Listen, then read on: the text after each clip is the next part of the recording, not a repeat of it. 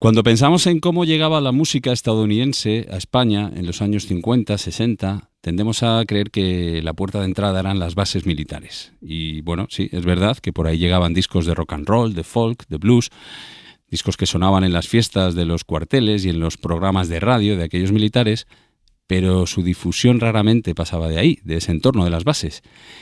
En cambio, en esa misma época hubo también otro programa de radio donde también sonaba esa misma música y que sí tuvo mucha difusión.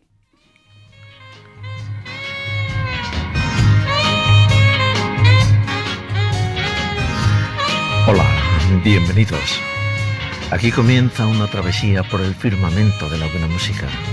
Hoy con la historia, con los recuerdos de nuestra colección Series Doradas. La antología de la mejor música juvenil de las últimas 3 décadas. Y en el morro está Percy Fred con el tema de In Crowd. Desde vuelo 605 te habla Ángel Álvarez.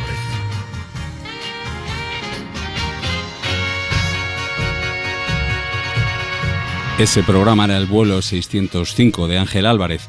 En el año en que celebramos el centenario de la radio en España, vamos a hablar del programa que más tiempo se ha estado emitiendo en nuestro país. 41 años. Su última emisión fue en junio de 2004. Pasó por Radio Peninsular, por la SER, por Radio Minuto, por M80 y en 1996 ganó un premio Ondas. Javier Lodín, buenas tardes. Muy buenas tardes. Javier es el autor de Las claves del vuelo 605, un libro que publica Piezas Azules. Javier, si tuvieras que presentar tú a Ángel Álvarez, ¿qué dirías? ¿Cómo lo harías? Pues la verdad que me pones en un pequeño aprieto porque todo lo que dijese de él pues me quedaría un poquito corto, ¿no? Seguramente por el cariño que yo le tengo, por la admiración sobre todo y porque fue nuestro gran introductor a una música que aquí no se escuchaba. Que él lo hizo gracias a que, trabajaba para Iberia, ¿no? Exactamente. Era transmisor de radio en los aviones de Iberia, entonces aprovechaba esos vuelos a Estados Unidos para escuchar música que aquí no llegaba y traerla. Exactamente. Escuchaba no solamente en Nueva York, la escuchaba en otros sitios donde iba, estuvo por California, Nueva Orleans, y claro, como escuchaba ese tipo de música, dijo, esto no tiene que quedar en mí solamente, yo esto lo tengo que trasladar. Y ahí nació un poco su ilusión con hacernos conocer esta música. Hay una cita que tienes en el libro que él dijo: la idea de hacer un programa musical nació de mi primera visita a Estados Unidos, julio de 1954. Fue la impresión causada por aquel torrente de música de todos los estilos que comencé a escuchar desde una noche calurosa en Nueva Orleans, después en Los Ángeles y en toda California. Y a ti, Javier, ¿cómo te da por investigar sobre Ángel, sobre el vuelo 605? ¿Cómo llegas a hacer este libro? Bueno, yo no pensaba hacer este libro. Había hecho un libro que es sobre caravana musical, que se llama Música y Leyenda, y en ese libro sí que quería que quedase escrito lo que fue Caravana, cómo se desarrolló, qué eran los Series Doradas, en fin, todo eso lo escribí aparte para que quedase constancia, ¿verdad? Uh-huh. Porque se habla mucho de muchas cosas y al final pues no te queda nada tangible de dónde echar mano, ¿no? O cómo recordarlo. Pero este libro del vuelo 605, que yo no lo tenía pensado pues sobre ello a profundizar, pues me surgió porque, yo conozco a Adela, que es la hija de Ángel Álvarez. Y nosotros, varios de los caravaneros, de los amigos de Caravana, pues queríamos saber si tenía alguna grabación si ella en su casa de alguno de los programas primeros que grabó su padre, ¿no? de Caravana o de vuelo 605. Uh-huh. El caso es que ellos ven la colección que tenía Ángel Álvarez, tanto de música, de discos, que tenía una inmensa colección, y también sus grabaciones, libros, apuntes, en fin. Todos los equipos, todo aquello pues se vendió, porque claro, es que tenía un estudio, una oficina finalmente en López de Hoyos. Sí. Primero estuvo en la calle Mayor, después se fue a López de Hoyos, y es que claro, ahí pues eso lo tenía que ir dejando, ¿no? Y claro, toda esa cantidad, todo ese arsenal de música que tenían, pues no lo podían tener en su casa, se fue, pero entonces lo vendieron y hubo una persona que se hizo cargo de esa colección.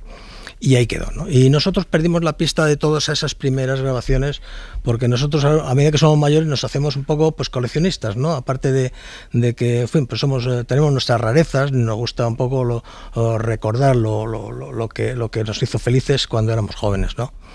Y queríamos saber las primeras grabaciones de su padre, sobre todo por si la primera sintonía que hizo Ángel Álvarez pues era coincidente con la que nosotros habitualmente recordamos, ¿no? Sí.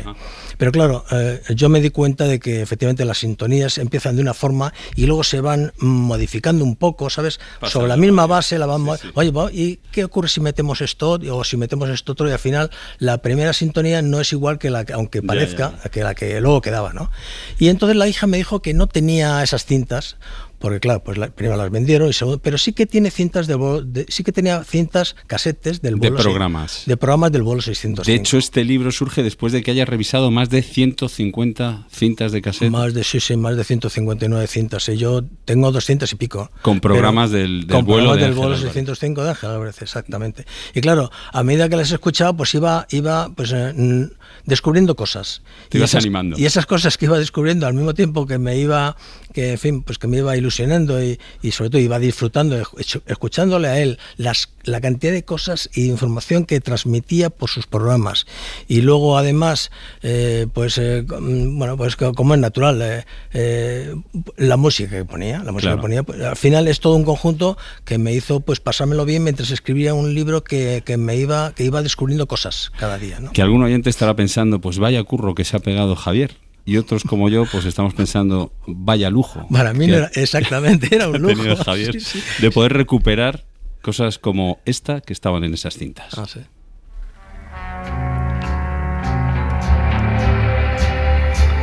Estás volando más alto en el vuelo del jet. Está dedicado a las series doradas. Es el vuelo número 8.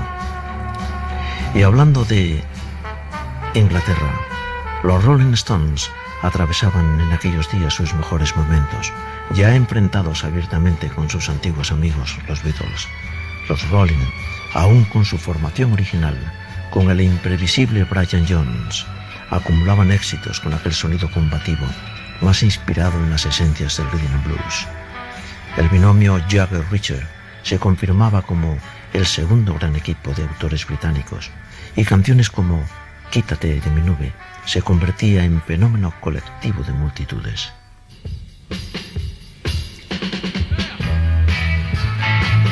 Quítate de mi nube, decía Ángel. Eso de traducir los nombres de las canciones del inglés al español era una de las señas de identidad, ¿no? De Ángel Álvarez. Sí, señor. La otra era la voz, sin duda, ¿no? Claro, Tiene gracia, lo cuentas en el libro, porque al principio le decían que su voz no valía para la radio. Exactamente, que así no se hablaba en la radio, que claro, pues él tiene una forma de hablar pues más calmada, porque como es su naturaleza, ¿verdad?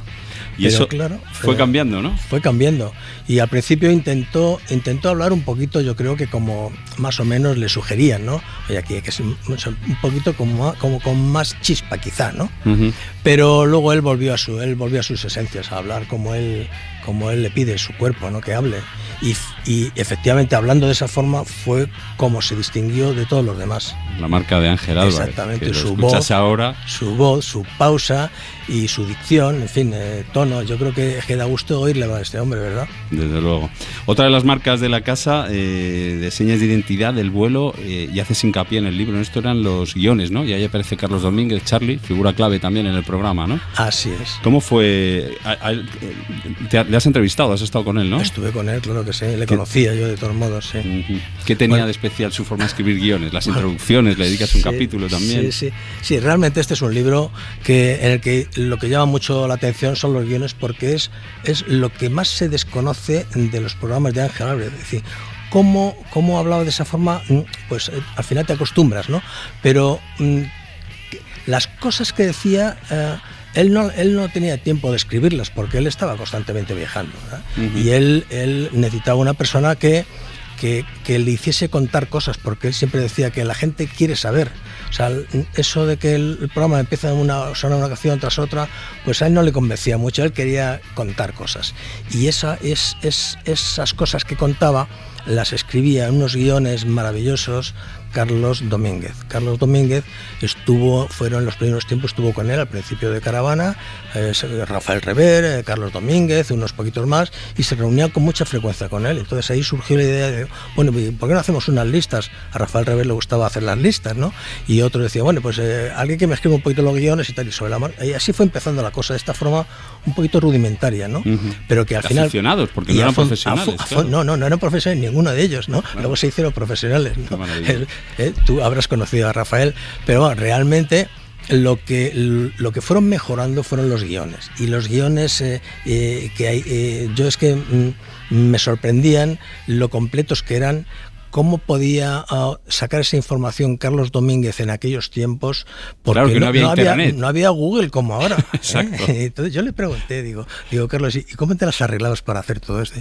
Y dice, mi trabajo me costaba porque Ángel me traía revistas, yo me suscribía por ahí a revistas de Estados Unidos o de Inglaterra y con mucho esfuerzo pues podía sacar cosas, ¿no? Claro, eran otros tiempos. Fíjate, me estoy acordando, Joaquín Luqui siempre lo contaba también, que él iba con sus bolsas del Corte Inglés a sus viajes y siempre volvía con discos y revistas, las que no se podían encontrar aquí. Exacto. Has mencionado varias veces lo de la caravana. Vamos a explicarlo por si algún oyente no se sitúa. Antes del vuelo 605 hubo otro programa que se llamaba Caravana Musical. Sí. Que, bueno, era el antecedente del vuelo, pero que generó una comunidad, lo que ahora llamaríamos una comunidad de las redes sociales, ¿no? Formabais parte del club de la caravana. Sí. Explícanos qué era esto, qué hacíais. Bueno, pues la verdad que las cosas se van transmitiendo un poco de unos a otros, porque claro, no había esas publicidades que había ahora de las cosas, ¿no? Y unos pocos iban hablando con otros pocos y al final éramos unos pocos muchos, ¿eh? Y bueno, pues surgió la idea de, bueno, se alquiló unas oficinas en la calle Mayor. Ahí era donde Ángel llevaba todos los discos y con 100 discos comenzó la primera emisión de Caravana Musical. Pero lo he aprendido en tu libro, yo no lo conocía. Habléis ahí de la bolsa del disco. ¿Qué era esto, Ángel? Sí, bueno, es que en esa oficina, aparte de estar los discos llenos en las estanterías, lo que habían eran algunas personas que escribían cosas, es decir, y empezaron a hacer listas. Primero eran listas hacían dos tipos de listas, una para el exterior, que son las que hacían para esas hojitas del Corte Inglés que se cogían en el Corte Inglés, y otras listas que llegamos empezaron por menos, pero llegamos hasta 100 y se hacían esas listas de 100 canciones que subían y bajaban. El club se hicieron socios de Caravana, o gente como yo. En el auditorio de la Voz de Madrid, que está en Hilarión Eslava, pues habían actuaciones de pequeños de cantantes o de grupos, y en fin, y eso se fue creciendo, y a medida que fue creciendo, pues bueno, pues eso es la... Pero fíjate que Ángel traía también varios ejemplares de un disco que le había gustado, y aparte el que se quedaba él, ¿no? Los otros los vendíais, ¿no? Por 100 pesetas y claro, cosas así. sí, los vendían, sí. Era la manera de dar a conocer... Yo tengo uno de esos, yo tengo uno justamente de Hamilton Camp, que bueno, es muy desconocido, pero es un disco extraordinario, claro. Ahora disco de colección, ¿no? Sí. Son de esos discos que eran sencillos, que no tenían la envoltura era papel, no eran esos cartones que eran muy bonitos los que se editaban en España. Las portadas de los sencillos en España eran preciosas. No sé si has visto algunos discos de los Brother Faur, por ejemplo, de Bobby Darin y tal, pero los que venían de Estados Unidos eran papel, eran un simple papel. Alguna joya tienes ahí de los tiempos de la caravana. Sí. Había sido en aquellos años, entre el 62 y el 65, un filón inagotable para los cazatalentos de jóvenes renovadores de la música folk. Cada pequeño club tenía sus artistas, y uno de los más brillantes era un joven llegado desde Chicago, entusiasta del folk, el country y la música bluegrass, que de niño descubrió un día en un espectáculo en tierras de Oklahoma. Su nombre era Don Paxton, y sus canciones sencillas pronto se tornarían más sofisticadas. Don Paxton, la última cosa en mi pensamiento.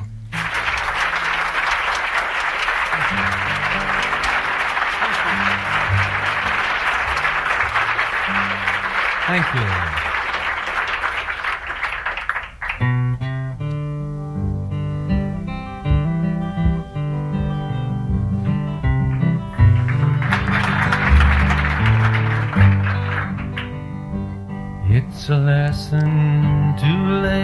Todo este tipo de artistas o los escuchabas en el vuelo 605 o no sonaban. No los escuchabas, no. Tenía algo también el programa de crónica de una época. Fíjate que aquí está hablando del Greenwich Village.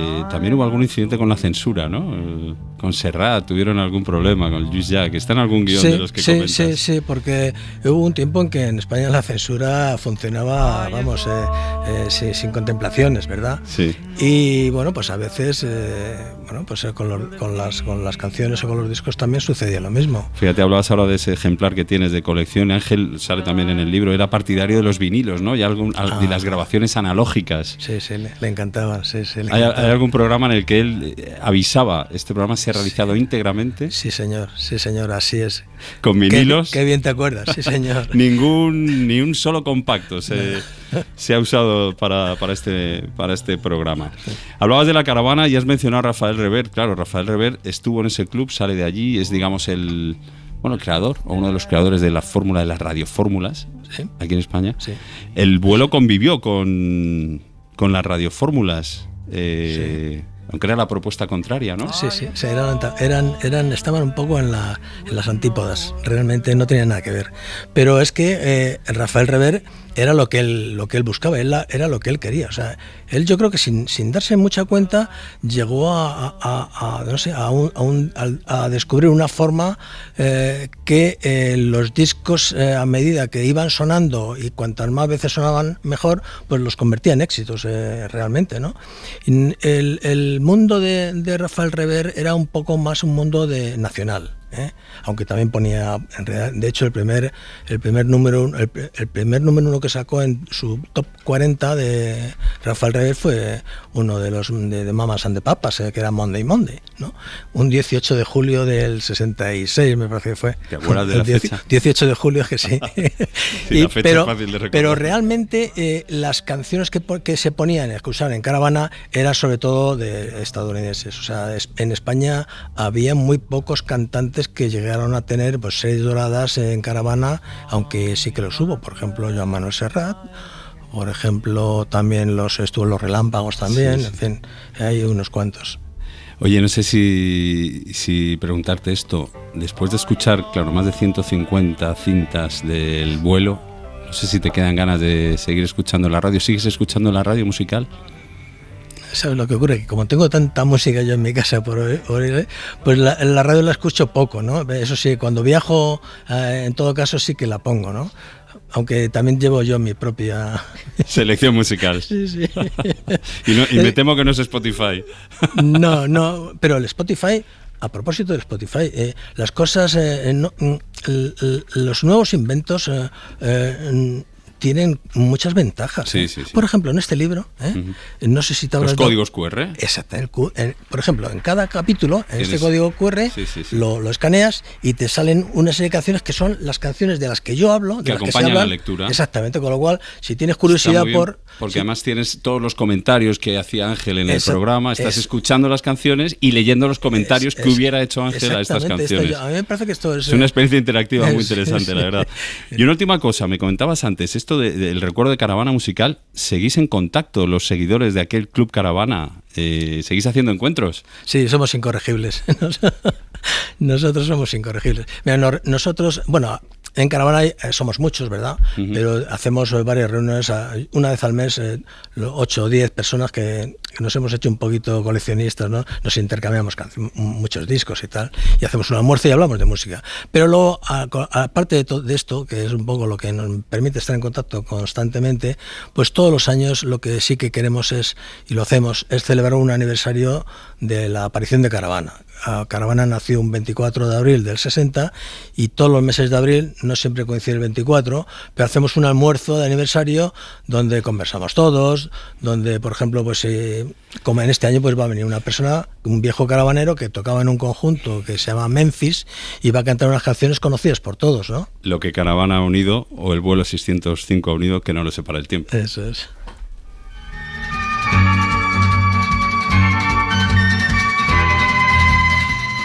Y nada más, me despido. Sabes que te espero. Te deseo lo mejor. Feliz noche, feliz descanso.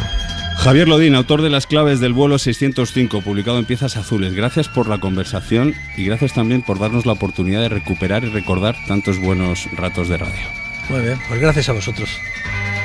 Para no perderte ningún episodio, síguenos en la aplicación o la web de la SER, Podium Podcast o tu plataforma de audio favorita.